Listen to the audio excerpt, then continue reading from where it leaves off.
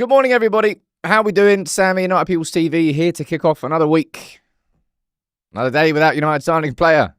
United are back in Carrington today. We're going to run through all the news. It's going to be a complete roundup, as is always the case with the Monday show. We're going to speak about there's clear frustrations among United fans, and I can understand it. All right? Cunha is the signing that we've made. Diego Leon, I wouldn't really count that as a summer signing because we signed him in January, but he joined now. So he's been unveiled. But what's going on with all the exits? I did the video running through the news of, was it Garnacho, Sancho, Anthony, Rashford and Malacia being told they shouldn't come back to Carrington. Going to cover all the news, whispers, whiffy news really, on Osimhen, a little bit on Douglas Luiz, on different exits, on Mbeumo. Hey, I'm going to try and run through everything that I can. I know there's going to be a lot of frustration in the chat. And, yeah, we'll have a conversation about it this morning. What did everyone get up to the weekend? Did you have a good one? Let me know. Let's see who's here from the mod and the member gang. Cheers, Carl. Yeah, the wedding was lovely. The journey was a bit long, but it was an enjoyable weekend.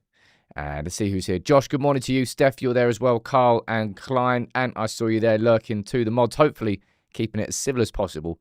And no doubt, as I said, there's going to be a lot of frustration here.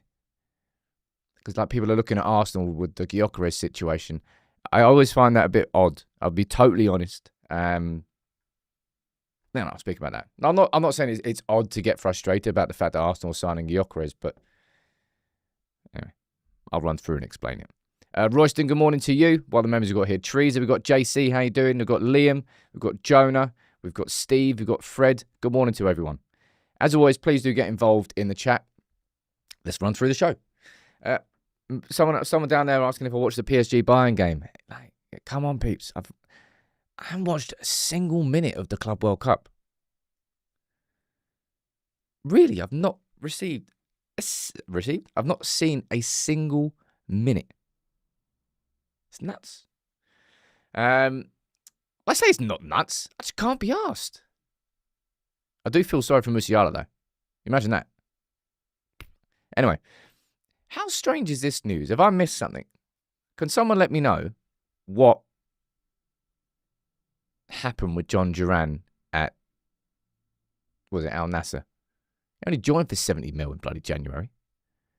Has he really just not gone that well?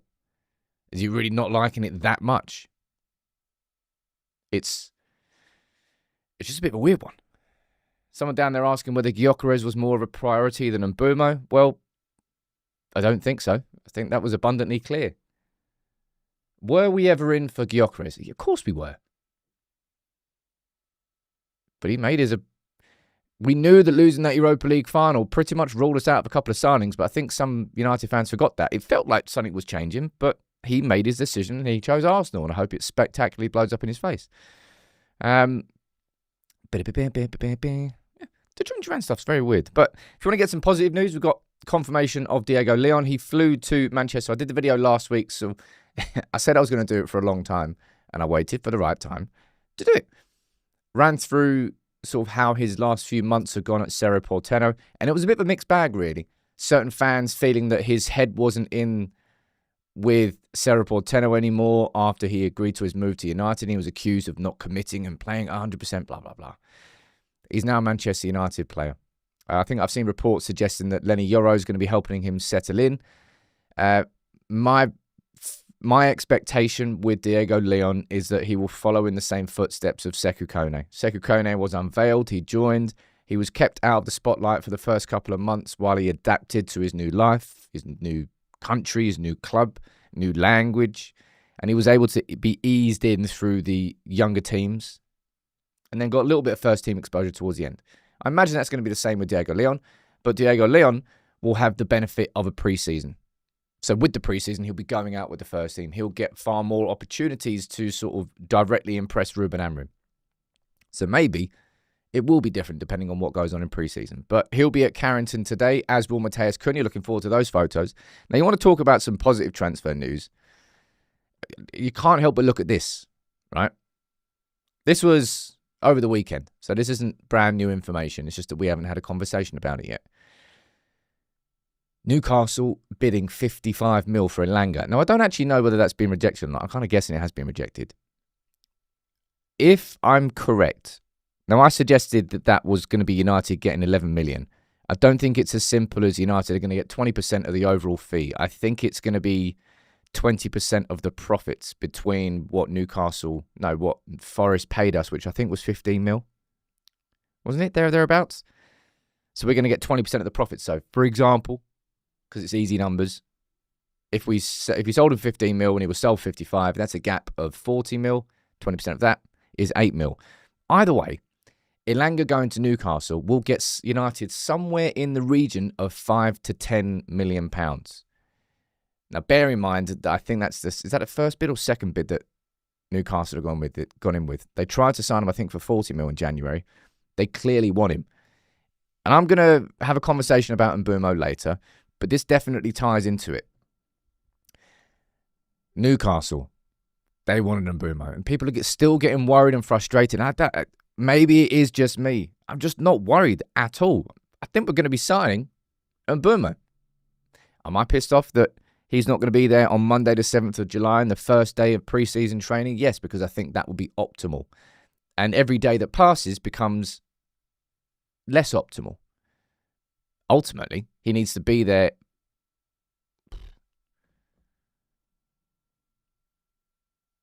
I think this time next Monday, I'm still calm with. If he's in by next Monday, that still gives him a full week before the first game. And it's not even the first game of pre-season. It's like an extra game against Leeds in Stockholm. But this is good news, and fingers crossed that goes through, because that's going to get United 5 to 10 mil. And right now, clearly, cash is a problem, right? Bradley, are you seriously trying to put a positive spin in this window? I honestly don't know how you would listen to what I've just said there and take that as a positive spin. Am I losing my shit right now? No, I'm not. Do I think it's ultimate doom and gloom? No, I do not. Do I think I'll be happy at the end of the window? I don't know yet. I'll be totally honest. But I'm not losing my head as much as some United fans are losing their heads. All right. Yesterday, Amorim enjoying the Silverstone. Anyone watch that? That was a cracking race. I watched that. What else did I watch? Watched the Alcaraz game. It was a good day of sport. I enjoyed it. Didn't watch any of the cricket, though. Anyway, Amorim was at the F1, and so was Jason Wilcox, enjoying themselves on a day off. Jason Wilcox, what are you doing? Get some work done. I don't know. I don't really know what's going on. But look, today is the first day of pre-season training. That's where you go with the testing. They do all the standing jumps. They compare how fit they are, blah, blah, blah. It's not really going to be where pre-season fully begins. There's not going to be any full game setups, talking about new tactics, players setting in. It's just new environments, right? And last week I did this video where I ran through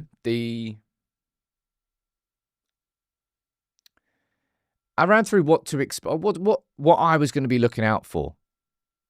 We've got JJ Gabriel's name down there. Will the 14-year-old be involved? I'm sure he will be. I'm looking forward to seeing Matheus Cunha for the first time at Carrington. I'm looking forward to seeing Diego Leon settling in. Alex, you're saying not everyone can be level-headed. It's not even just a thing about being level-headed. Honestly, because I think there is fair justification for being frustrated as a United fan. There really is. All right, it's the first day of pre-season training. We've got one signing in Cunha, and we've got no sales. No sales. I think that's definitely the point where I feel frustration is more justified. Zero sales again. We cannot get rid of these players, man. Right, there's a couple of super chats. Let me read these out before we get into the main part today. Shall we speak about all the transfers, right? Mr. Ben saying, what's the news on the Everton striker? Seems silly. Calvert-Lewin. Is that just because it's a free transfer? Presumably. But United don't have unlimited funds. Could well happen. I hope it doesn't. Mark, who's saying, first time catching a live from Chicago. Thank you very much for watching, dude. All the way from Chicago. I'd love to do it. I always say this. Whenever anybody comes in about where they're watching from, it just makes me want to travel. Stu, I haven't received any program yet, So fingers crossed that'll come today. If anybody has sent some stuff in for the PO box, nothing's come through the door yet. So I hope the bloody reader, I bet we're working. Might have to contact Raw Mail. They really did piss around getting that thing set up. But anyway, players are back at training. Aiden, Heaven, Ahmad, they're enjoying a good time. Oh, that's too loud. It's really annoying. Different sort of volumes. Anyway. He's back.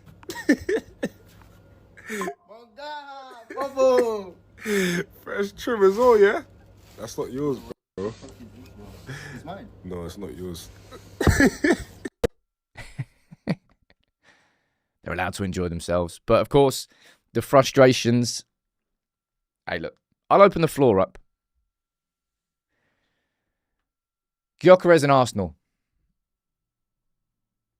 Where's your head out on it, all right? I'm genuinely curious as to know where you all stand. Do I think that United were never in for Gyökeres? No, we definitely were. Do I think we made it impossible for us to sign him after losing the Europa final? I wouldn't say impossible. Improbable. But there was a point, there was a week where it felt like momentum was kind of shifting. You say, well, actually, there might be a possibility here. Like, no one actually expected this, but United have got Cunha. We're actually deep in talks with Mbeumo, and we'll speak about him next. And then maybe Gyökeres? Really? No one actually expected that. I'm going to go down here and see what you're saying. Yeah, I agree with down there. Insane thing. I never really rated him anyway. Osimhen's a better option. I don't think Osimhen's ever been an option. Unless out of nowhere, his wage demands change. And we've seen absolutely nothing to suggest that that is going to be the case. John's saying, couldn't get less, hope he fails. Well, we all do hope that. You know, it's going to be interesting, though, from an Arsenal perspective. Clearly, Sesko was their first choice. Clearly. But because of the price, because of the speed of the negotiations, they've done a pivot, they've moved away, and they've gone to Gyökeres. So it's going to be interesting to see if he works in the system. And I've seen a lot of people speaking about it, and to be fair, we've all been speaking about it behind the scenes with Gyökeres in terms of the concerns about whether he would fit into a team that actually dominates possession rather than actually has open spaces and space to run into as like a channel running striker. Hey, look, do I think it's going to be a bad signing for Arsenal? No. I think it could well be a good signing. Sean, you're saying, can we get Sesko then? Look, if Arsenal have moved on to Gyökeres, where they're likely going to have to pay more than 70 million euros if Sporting's president is true to his word. Remember, he said that he won't leave for less than 60 mil plus 10 in add-ons. So 70 million. We're not going to be paying that. Nicholas, I think this is probably the conversation that's going on behind the scenes, and people won't like it. But what are the best loan options for a striker? Clearly, there is something going on behind the scenes, and I think it must be to do with cash when it comes to United and transfers. Akash saying won't be any excuses for Arteta with Zubi now.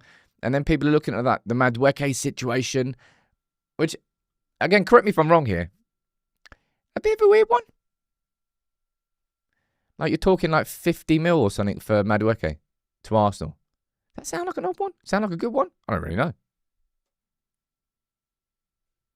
But people are now looking at the Gyökeres and Arsenal situation, at the Madueke, and who else are they linked with? I don't really know. Well, they just signed Zubimendi as well, and it's like, well, Arsenal are doing all of this.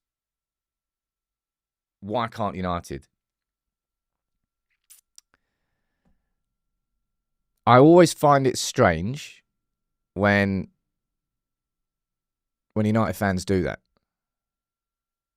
Like you're looking at someone else, you're looking at a different club and saying, well, they're doing this, so why can't we? Like the circumstances at both football clubs are exactly the same. And it's either just a lack of understanding, which I imagine is probably a big part of it, rather than ignorance.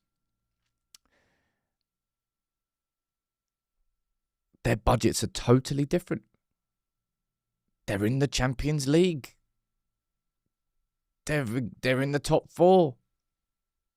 They're at a very different position in terms of the proposition of what they can offer players next season. compared to Manchester United. That's the truth of where we are. Now, you might not want to accept that. You might not want to understand it. But that's kind of true. And that's not Captain Hindsight coming here. As soon as we lost that Europa League final, I thought Gyökeres was impossible.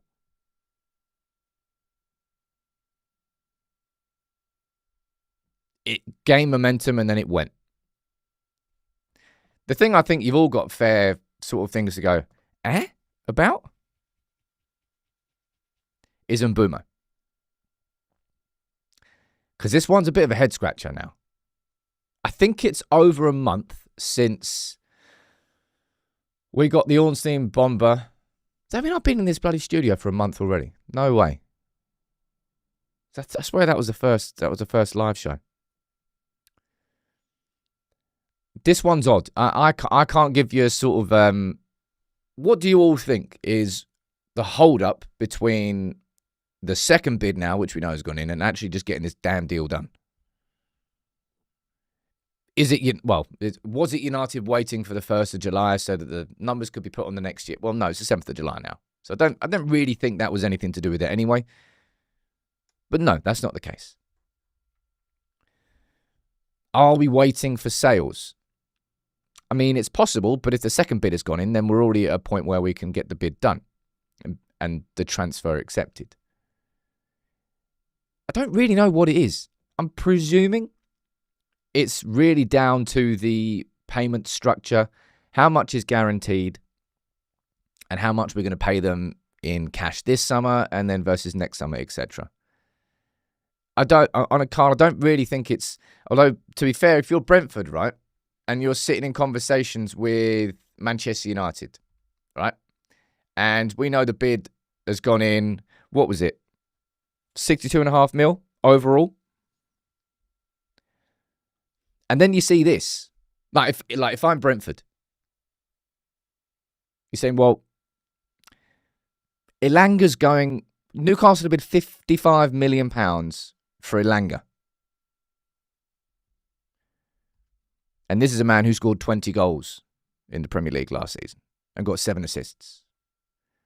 We think he's worth more than that. The market suggests that it'll be more than that. I'm just playing devil's advocate here about what Brentford are trying to do. It feels like Brentford may well be shifting the goalposts. It may well be that United are delaying to try and get a sale through. I mean, that's just foolish. Surely our cash flow can't be that bad that we can't have like a 2-3 month plan where you can buy a player now and then, I don't know, by the end of August, then re-up your cash flow by bringing in the money from selling players. I don't know what's causing this delay, but I still remain confident. Like I've just spoken there. There was 2 other clubs that have been linked with Mbeumo. Let me go down here and see what you're saying first before I have this little conversation. Brentford playing hardball and base fee. Akash says down there. Only United knows why they haven't got him yet. Well, United and Brentford, right? Dar saying, why should the club not communicate and inform its fans? No club does that. You imagine any like top level football club. Oh, by the way, lads, this is the latest on our transfers. We just had a conversation with the sporting director today. All this happened. That I know you might want that info, and we're all like info hungry, but you're never going to get that sort of info. You're only going to get stuff leaked by the likes of Fabrizio, but that's not going to be coming from the club. I don't particularly think that clubs would speak to Fabrizio. He's an agent, man. That's why he's got such great access and so many exclusives. It's like David Ornstein, I think, is different. David Ornstein, I believe, I can't even know this, but I imagine he's got more direct links with actual clubs rather than agents. Because they're different ways to access, I suppose, the same information, right? And JC, like, I know it's easy to say that, and I do advocate that about patience. I'm not worried still about Mbeumo. Cool, this might end up coming back to bite me in the arse, sure, but I'll give you my justification for that. Newcastle were the club that we knew really wanted Mbeumo. Do you see them sniffing around him right now with all the delays that's going on? No, you haven't seen Mbeumo linked with Newcastle since it came out that he wanted to join United. They're outbidding 55 mil on Anthony Elanga instead. What about Spurs? Well, Spurs are out there bidding 50 mil for Mohamed Kudus. Again, if you're Brentford, you're looking at that going, 50 mil for him, 55 mil for Elanga. These sort of things are probably driving the price up, but these are the two clubs who were considered potential alternatives. And then you got Arsenal going after Madueke. So they're the three clubs that could potentially sign Mbeumo instead of us. Newcastle are bidding 55 mil for Elanga. Spurs are bidding 50 mil for Kudus. Arsenal are bidding 50 odd mil for Madueke and Eze down here. This is why I'm sitting here and I'm totally calm. Do I wish that it was done now? Yeah. But I don't think that there's a... Could it collapse? Sure, yeah, it could collapse. Just like any transfer deal. Like, we'll speak about Nico Williams and Barcelona. That's bloody collapse. No one expected that. But I'm just not worried about other clubs in the Premier League coming in, swooping in and signing Mbeumo because we're stalling. Just is what it is. It's just frustrating. How much of it is down to United? I suppose we'll never know. But in an ideal world, we would have had all our deals done by the 7th of July. I still don't think there's any need to... Ultimately, and again, you might be saying this is me shifting the goalposts. The most important date when it comes to pre-season is every single player being on that plane when we leave for the pre-season tour. That's the hard deadline date, isn't it? So when's that? Our first game is the 27th of July. So presumably we fly out on, what do you reckon, Friday? Probably the 23rd of July. I'm guessing so. 4 days beforehand. Day travelling, day settling, day of light training, then the game. So 23rd of July is going to be your hard deadline for when you want players in. And then they're all on the plane for the pre-season tour, for the full pre-season tour. It's just that we've got an extra game on the 19th and the players are already back at Carrington. So in an ideal world, you give them as long as possible. But that's your hard deadline. I know we play Leeds on the 19th, Thomas, but that's an extra game that has been added to pre-season rather than our actual pre-season tour. We've actually top and tailed our pre-season, haven't we? We've got an extra game against Leeds, and then we've got an extra game against Fiorentina. Neither of those are actually part of the pre-season tour, which is those 3 games. It's actually a friendly either side of it. I don't know what the delays are, but it just hasn't changed my my confidence, right? Aiden is saying, you'll batter me, Sam, but I predicted this. I don't trust Ineos. Cunha and Alone or 2 will be it, and we'll have the crud left in the squad. Like, honestly, is this something that you really think is down to not trusting Ineos? Right?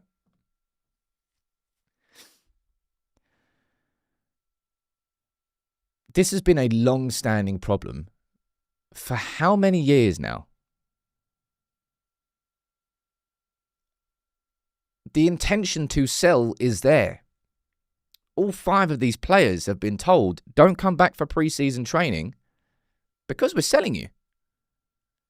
They just can't sell them. They just cannot get rid. And I honestly think it's a little bit unfair to lump Anthony and Malacia into the same conversation as Rashford, Garnacho and Sancho. I actually think they're kind of 2 different conversations. But where the hell are Real Betis? Oh, we love you, Anthony. Oh, no, we're not going to bid for you, though. We're just going to wait all summer because it probably suits Real Betis. Anthony doesn't need a settling in period. They could probably sign him a day before the season starts and he'd be fine. Sancho.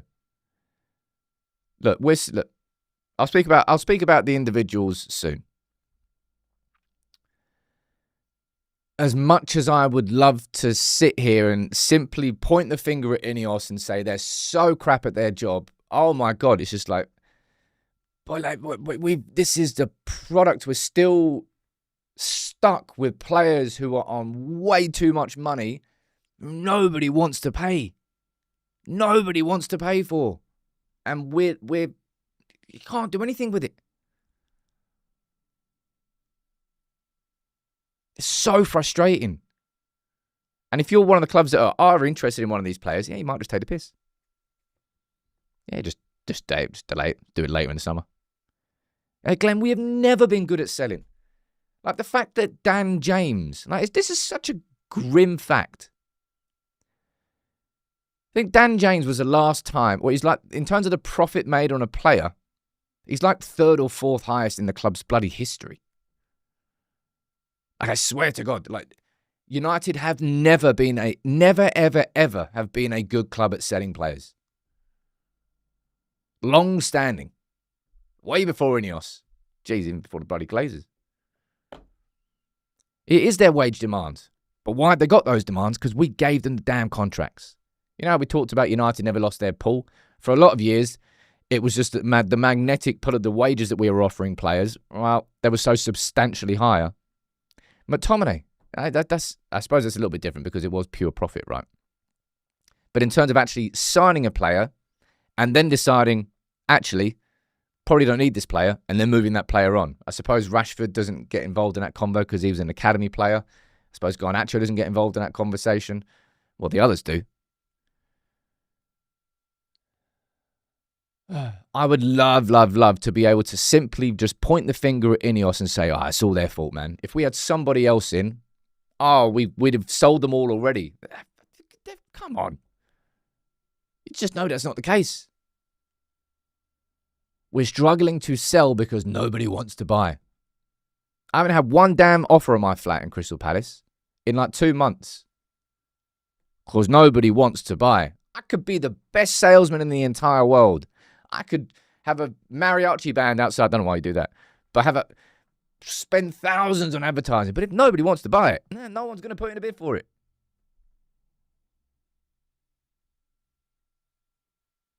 This is easily the thing that I think we can all get frustrated about.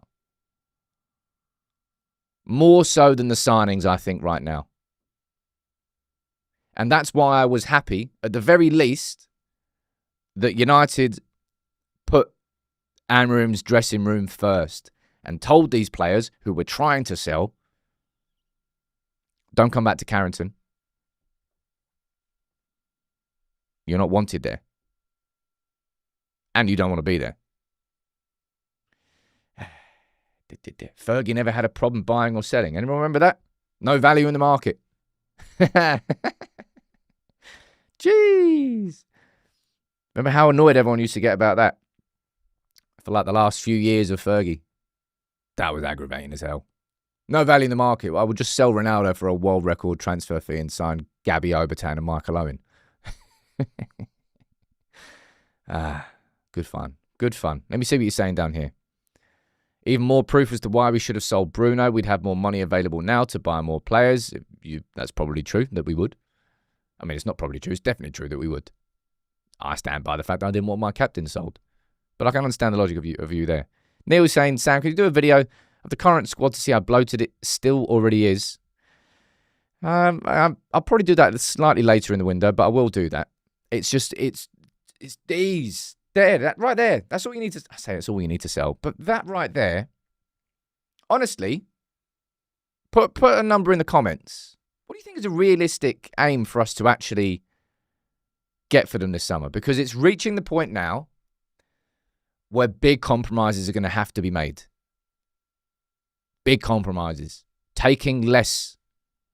Subsidizing certain wages and sending them out on loan. Anything so they are not still completely on our books. Because there is a massive value to simply their wages not being on the books. All in all, what is it? It's around 300 for Garnacho. No, sorry, it's around 300 for Rashford. It's around 250 for Sancho. Obviously, it would have been 25% less because of Champions League next season, so we'll do that at the end. 550. Anthony, I think, was actually around about... I don't actually know who he was. Let's call it 125. 550, 675. Garnacho, I think, was only on around about 50. I reckon at least $250,000 a week in wages right there. $250,000. That's like 6 top-level wages. 140 mil max, Ant says. 100 mil for all 5. 130. I take 100 for all 5. 3 in, 3 out seems tough. 150. Somewhere between 100 and 150, and I think that would be, I think I'd be happy with that. I really would. Apparently I've missed some super chats. Let me go back. Let's have a look. Joni saying, people ignore the fact that not once did Mitten or Ornstein link Gyökeres to us. Mitten even got slandered for saying when he spoke with the club. I think United would definitely...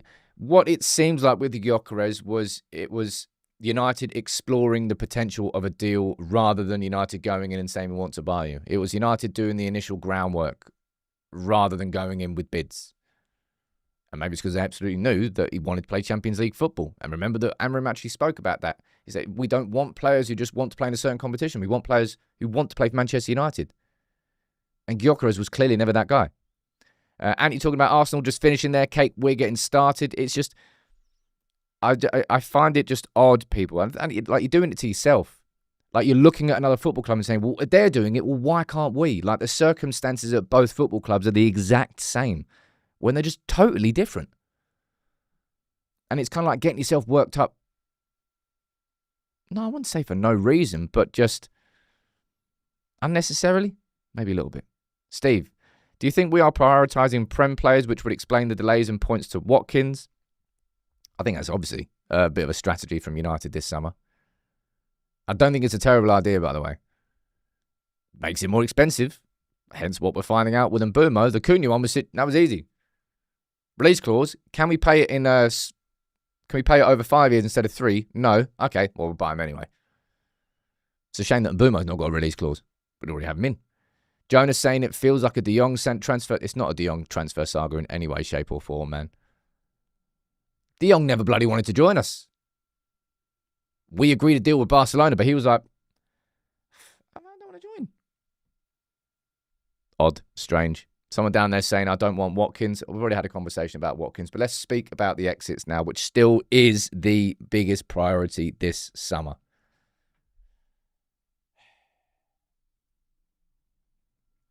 You know, the only amount of times that I've sort of swung between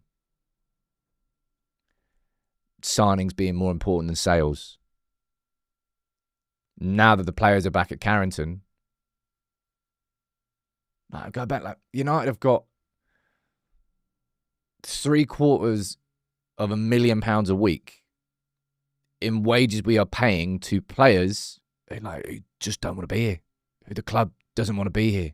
It's nuts. With Jadon Sancho, look, you're seeing reports coming out from Italy that Sancho himself has now finally decided, look, maybe the penny has dropped. Bloop. We spoke about this last week, so I wouldn't say this is too much of an update. It's the exact same conversation. The fact that Sancho may well actually be going, oh, you know what? I've actually gained a bit of awareness now. Should probably lower my wages. That's what the suggestion is, and I hope that's correct, because he still, for me, is number one priority. This one's a bit odd, right? A little bit odd. Seen reports suggesting that Rashford was humiliated as Cunha was given the number 10 shirt. Look, right.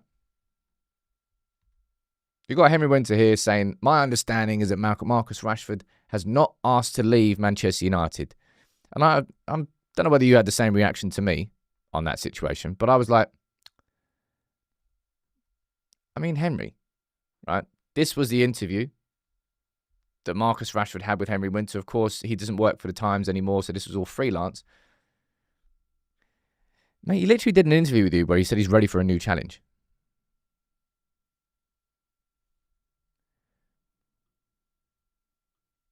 Marcus Rashford is not asked to leave.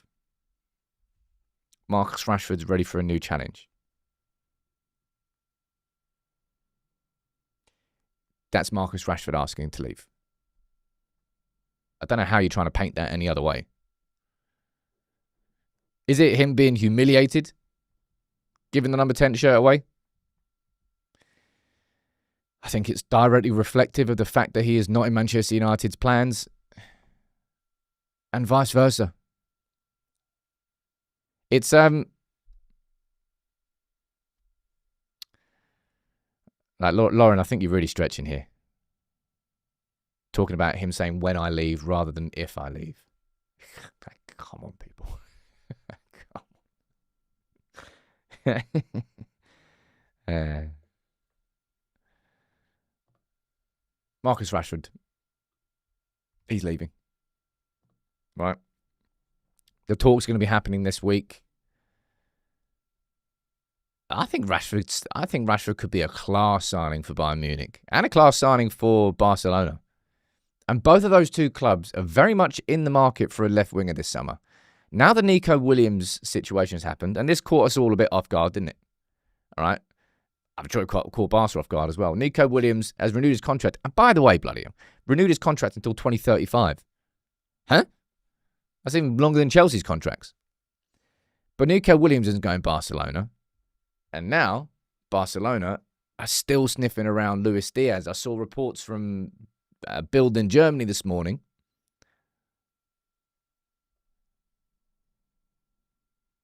The Bayern Munich are going to bid for Luis Diaz. So you've got Bayern Munich and Barca both trying to sign A, Nico Williams ahead of Marcus Rashford, B, Luis Diaz ahead of Marcus Rashford.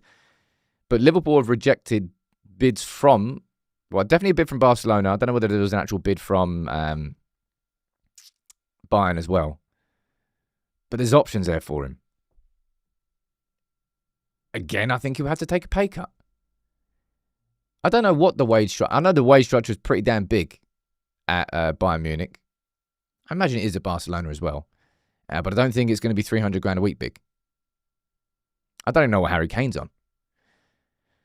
Either way, it's got to be one of those two clubs if Rashford gets what he wants. Doesn't it? Because he wants to join a top 5, in his eyes, he wants to join a top 5 club in the world. Top 10, one of those.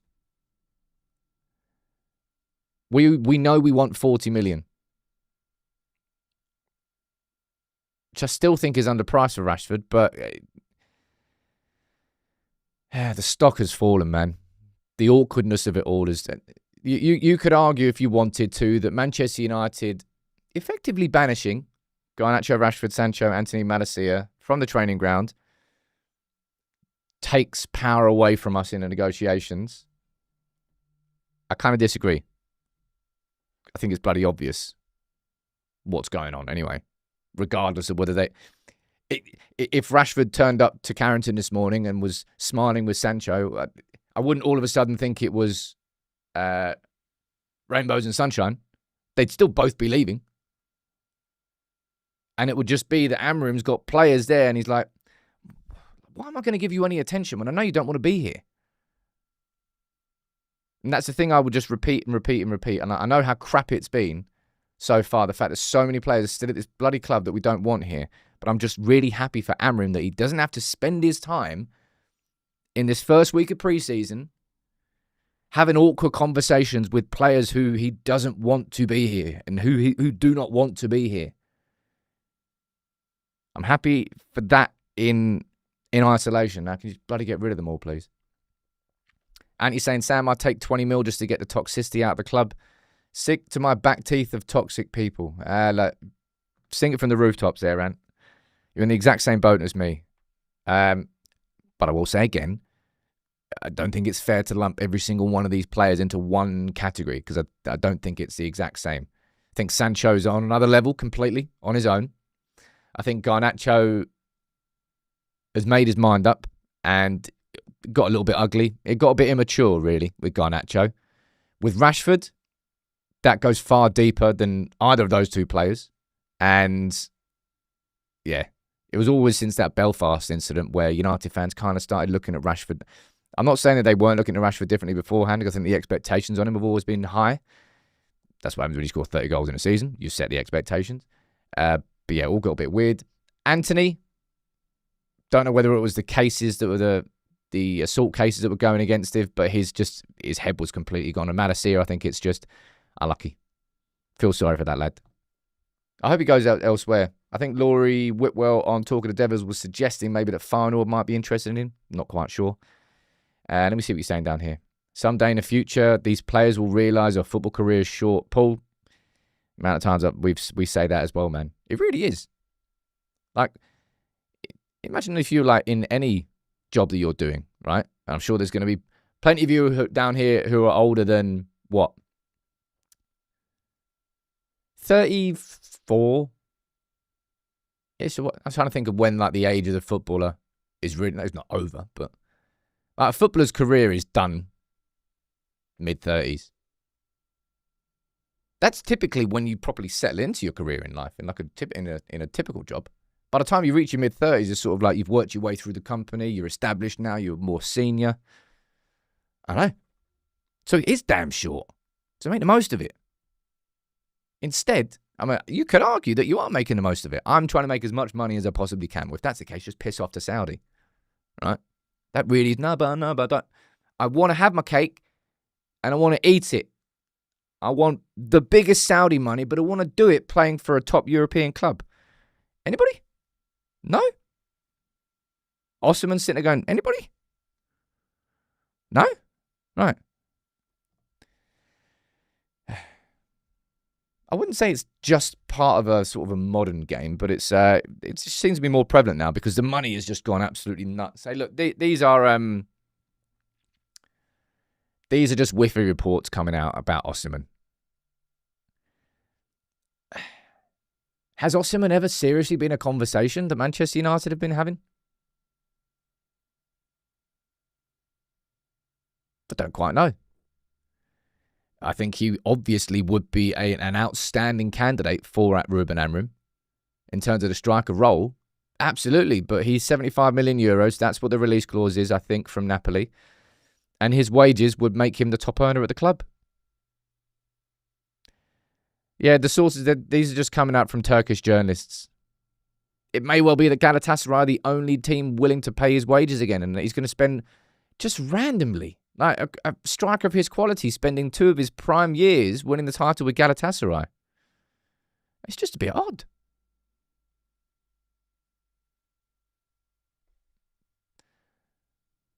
Well, actually, I'll speak about Douglas Luiz next. Unfortunately, I would say these links are less odd. Not that I'm happy with them, by the way. And I want United to sign Dominic Calvert-Lewin. There you go. Said and done.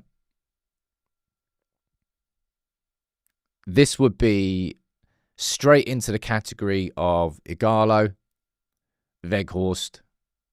Like we just had a long list of like kind of stinky strikers that we're nabbing on short-term loan deals, potentially free signings. But it's just coming from TalkSport. So we'll leave that to one side for now, right? Stevie's saying, Sam, do you think these players will ever sit back and say, damn, I wasted 2 years being a money-grabbing turd? There is no way. I've already said this so many times. Sancho's going to be sat on a porch, rocking when he's older, going, probably should have done that differently. I kind of regret doing that. Is what it is. Someone down there saying, rather get Vardy. Like, oh, we really having conversations about bloody Dominic Calvert-Lewin and Jamie Vardy. I might as well bring Ruben Van Nistelrooy out of retirement. Wayne Rooney can probably still kick a ball. Sod that. Sod Dominic Calvert-Lewin. I don't know. Go play in the Championship somewhere. Hey, look, if he stays fit next season, could he be a decent one? Maybe. Steve, you're saying no more stopgap players. It wastes time and money. Well, there's nothing wrong with stopgap players who are on loan because you're not committed to it at all. Ollie Watkins.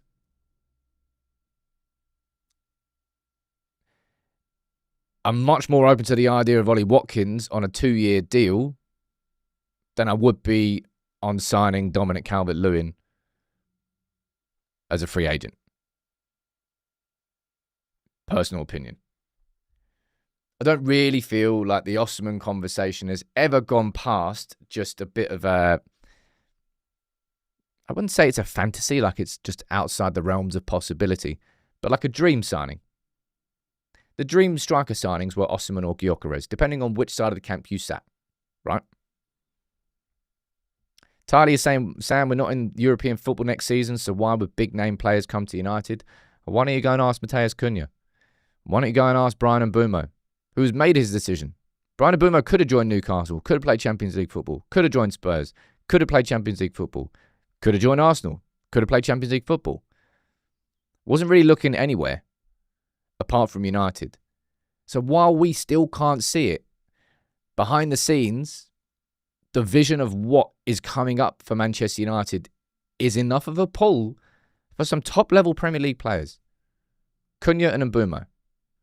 And I still sit here, anybody who's just tuning in, can I ask you to drop a like on the video? It does make a big difference.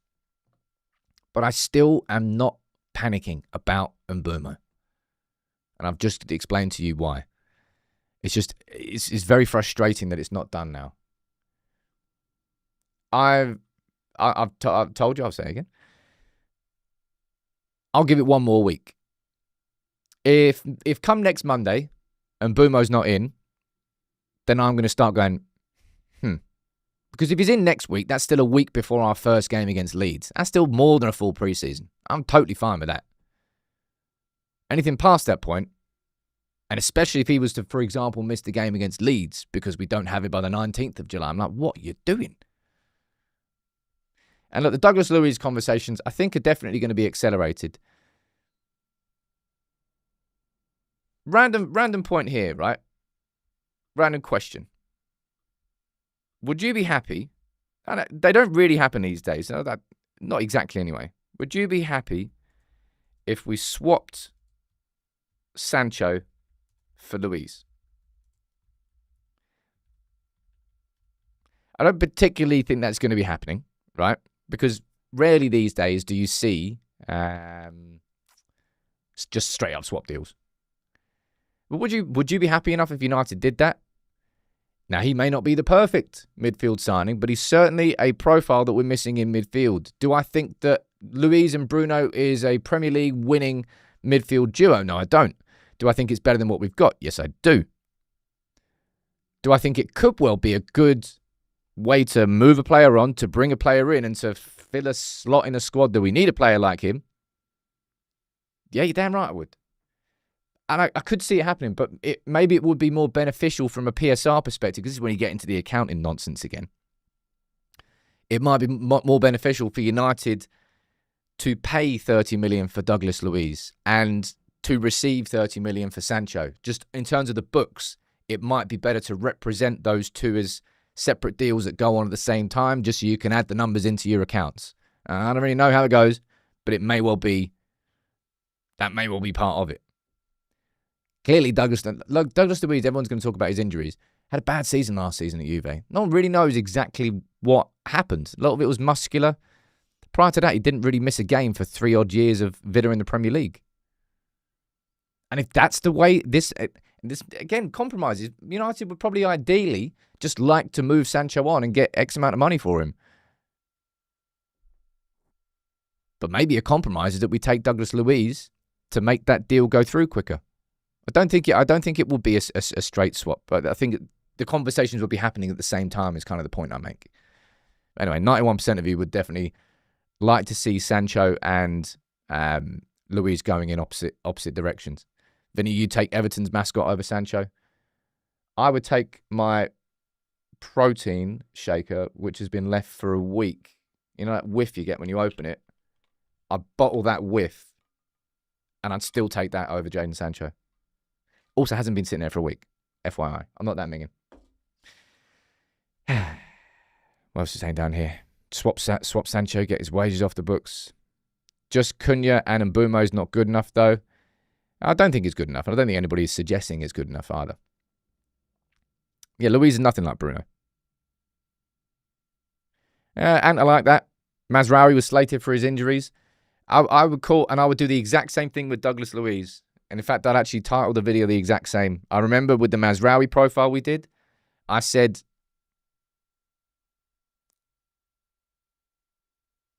this is the risk. Mazraoui is a risky signing that could pay off. Low cost, injuries are a concern. There's going to not be anybody that's going to be looking back on Mazraoui saying that was a bad signing. That was a good signing for United. But this week, if I was going to choose... if I was going to choose two things to happen, I want to get there in Mbeumo. Here we go. Didn't actually get it when I was away, which is a bit of a surprise because typically that happens. So that means I've got to go away again. Someone down there saying, I thought I disliked Sancho. I think I can say that you hate him. Yeah, I do, man. I really do. I think just of all the entitled souls who have played for Manchester United, I've never seen a footballer with as much quality as Sancho have his head so far in the wrong place and being given opportunities to recover, recuperate, come back in a better condition and sort of mental place, and to still sort of push those opportunities back into the faces of the people who gave them to him. That's where I lost it with Sancho and where I think he's in a completely different place to any other player. Rashford never got a chance to step away from the spotlight and the scrutiny of United. Sancho did. And still did nothing about it. Did he? Go change the light, Sam. We'll get the here we go within the hour. I know it's frustrating, peeps. I really do. And I wish that I could come here this morning and just sort of just tell you it's all hunky-dory. I don't think it is. I think if you're going to have frustrations about anything, focus on the players that we're struggling to sell, but also understand that this is not a Jason Wilcox issue. This is not a Omar Barada issue. This is not an Ineos issue. This is a long-standing issue of our football club that goes back so many years and is directly related to the fact that they are on overinflated wages and they don't want to move. They're very comfortable sitting in the lazy boy chair and they don't want to get out of it. And we can't force them out of it because of the legalities of a contract. Remember when we tried to sell Maguire to West Ham? Nah, what? I'm not moving unless you pay me off my contract. Well, we haven't got the cash for that. Well, looks like I'm staying then.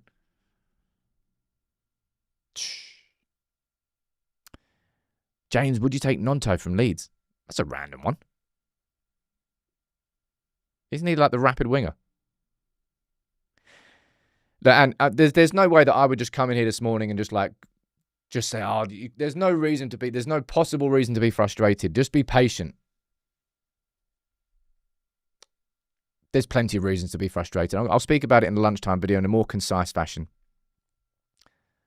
I'm still not worried about Mbeumo. I'm far more worried about these lot than I am Mbeumo. Far more worried. Like United are going to have to pull something out here. They're going to have to figure out a way to get the compromise that still sort of matches a good deal for the club.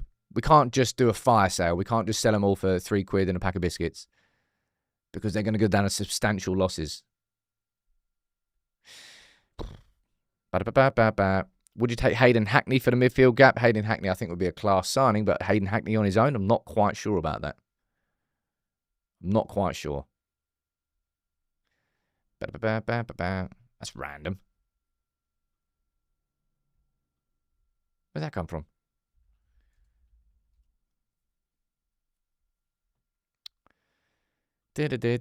Random reports from Italy here.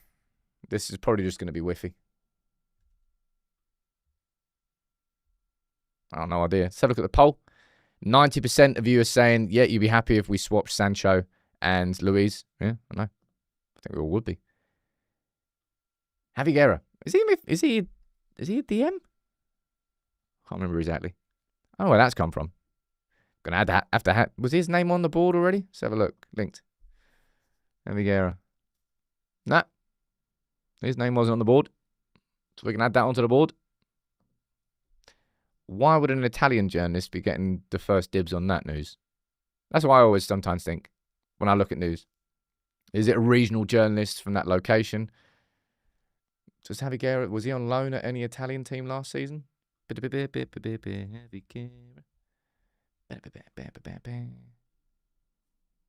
When's his contract run out? His contract's...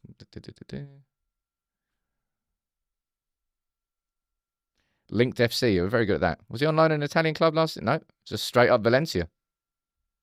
I'm pretty sure that he's a DM though, isn't he? Yeah. I was right in that sense. Random.